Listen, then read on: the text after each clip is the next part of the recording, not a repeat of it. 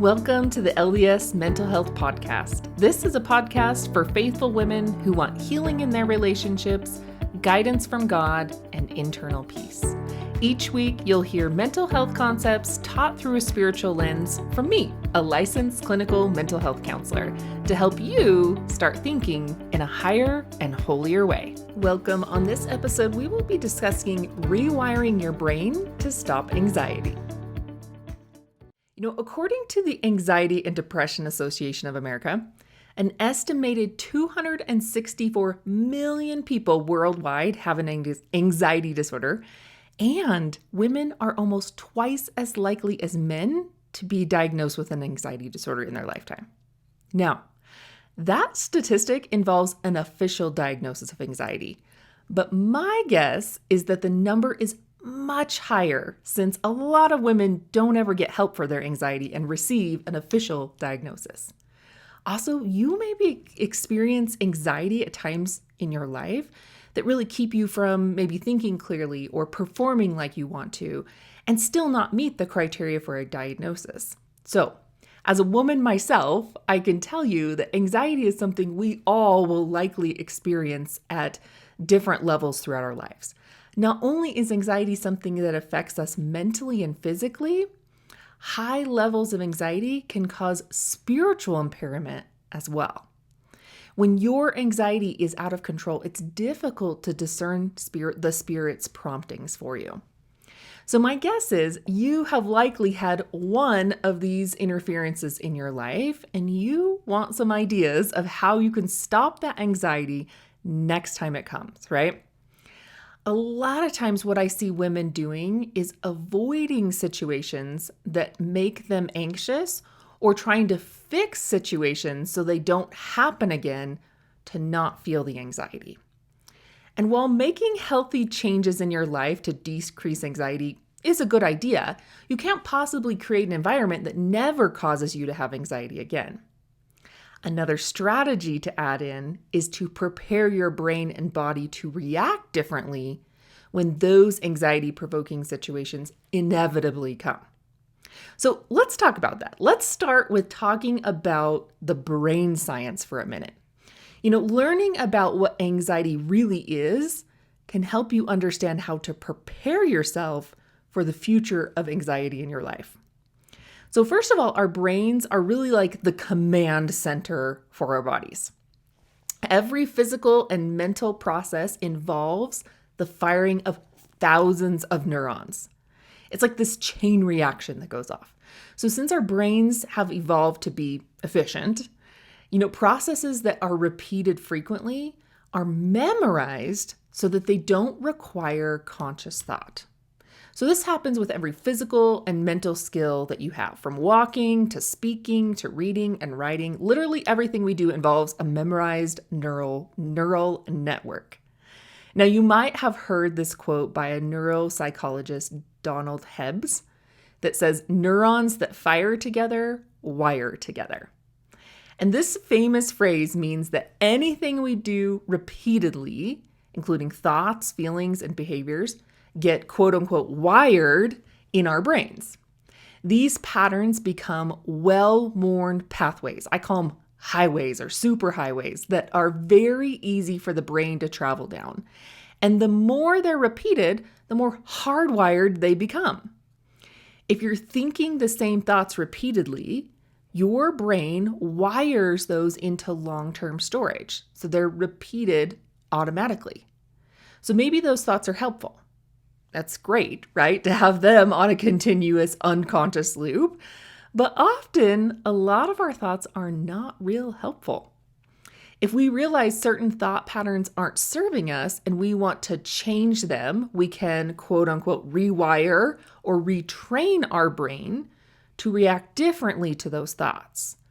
Our brains are constantly reorganizing and rewiring based on what we're doing, thinking, and feeling. Most of this rewiring is unconscious.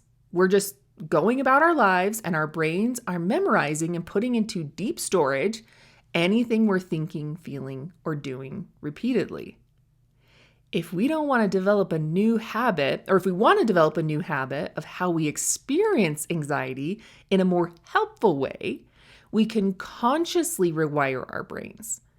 And we can also call it retraining your brain. I bet you never really thought about the fact that your thoughts are just a chemical reaction. And you've probably thought even less about how to use your thoughts to manage your brain chemistry. Your brain chemistry is essentially your mental health. If it's optimally balanced, you feel good and you function well. The key thing to understand, however, is that thoughts are transmitted by neurotransmitter and other neurochemicals in your brain. These neurochemicals are responsible for your emotions. One of the most well-known neurotransmitters is dopamine. Dopamine is often referred to as the quote-unquote feel-good neurotransmitter because it's associated with pleasure and reward. When you think about something pleasurable, like eating a treat or the laundry being all done, your brain releases the neurotransmitter dopamine.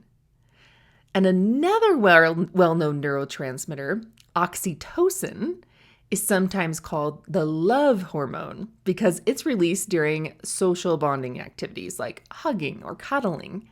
And this can create feelings of closeness or connection with others. Just thinking about a loved one can release oxytocin in your brain. Your thoughts can also influence the release of stress hormones like cortisol. When you experience stress in your body, then your body releases cortisol as part of this fight or flight response. This can be helpful in the short term if you're responding to a perceived threat, and you actually do need to get out of there. However, if you experience chronic stress and you regularly think about stressful situations, your body may release too much cortisol, which can have a negative effect on your physical and mental health. Now, thinking and brain chemistry is a two-way street. While your thoughts influence your brain chemistry also influences your thoughts. So, for example, if you're thinking about things that make you feel anxious, your brain's going to release more cortisol, which can make you feel anxious. And this creates a negative feedback loop that can be hard to break because it's causing you to have more anxious thoughts. Your brain's chemistry not only affects how you feel, but also changes the actual physical structure of your brain and body. Research has shown that over time, changing what you think can change the size of certain regions of your brain. Research has also shown that neurochemicals released by what you're thinking have power to influence physical symptoms in your body. Now, one of the most effective ways I have seen women break that negative feedback loop and stop the cycle of anxiety pulsing through you is to use mindfulness techniques. Mindfulness involves using a skill to focus your attention in the present moment without judgment or distraction. By practicing mindfulness regularly, you can train your brain to not continue on that negative feedback loop and stop pumping cortisol into your system. When you practice mindfulness techniques regularly, you are requiring your brain to use a skill subconsciously every time you start that cortisol release. You can eventually diffuse certain thoughts to stop triggering that cortisol effect and keep you in an optimal state rather than that reactionary state. These are types of skills that I teach in my LDS Mental Health Skills membership. If you want to learn more about those types of skills, be sure to jump on the wait list in my show notes so you don't miss out the next time I open enrollment. Now, another skill that can help rewire your brain to stop anxiety is gratitude. When you're thinking about what you're grateful for, your thoughts are intentionally being directed toward things you know make you feel good. Practicing gratitude has been shown to have a positive impact on your brain chemistry by increasing the production of dopamine and serotonin. These are two neurotransmitters that play a key role in regulating mood and motivation, something we as women probably want more of, right? Every morning, I try to set aside time to ponder what I'm grateful for in the past 24 hours, and I write those things down in my prayer journal. Then I sit in meditation and prayer with God and talk to Him about those things I'm grateful for, helping set my brain and body and spirit up for success that day. This is one thing that I've noticed regulates my anxiety on a daily basis. The act of really sitting down to ponder what's going well and then taking the time to have a conversation with God about it makes it more of a process that's effective. Rather than just getting on my knees for a minute and saying huge things I'm grateful for that seem to get repetitive in nature, using my prayer journal is a great asset to any anxiety-reducing practice and rewiring my brain to stop the anxiety. I'll also link my prayer journal in the show notes if you want to check those out as well. One last skill that can help rewire your brain to stop anxiety is exercise. Regular exercise has been shown to have a positive impact on brain chemistry by increasing the production of neurotransmitters like endorphins, dopamine, and serotonin. These neurotransmitters play a key role in regulating mood, motivation, and attention. Setting up a regular routine to move your body can train your brain to want to do more of those activities because of how you feel, which can create a positive feedback loop and create a brain optimized to combat anxiety. Now, how your brain functions plays a very big role in the quality of your life. Learning to regulate your thoughts and behaviors in a way that optimizes your brain's chemistry is well worth the effort. The rewiring of your brain to interrupt the negative feedback loops can take time and effort, but can be very beneficial, not only mentally and physically, but spiritually as well.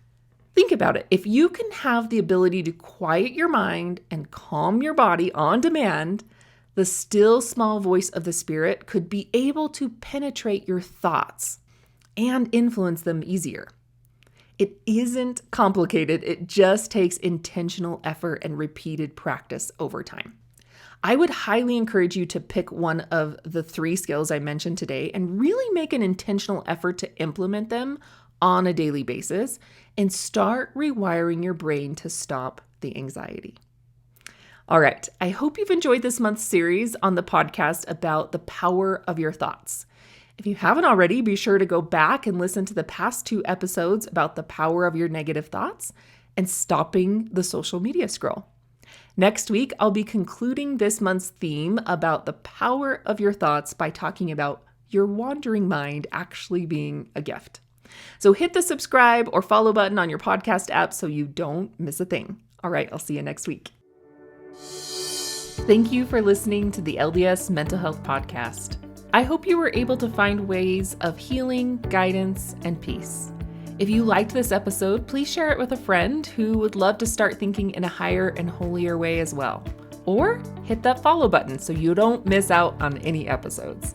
Also, check out the links in my show notes for other episodes you might like and links for other mental health resources on my website.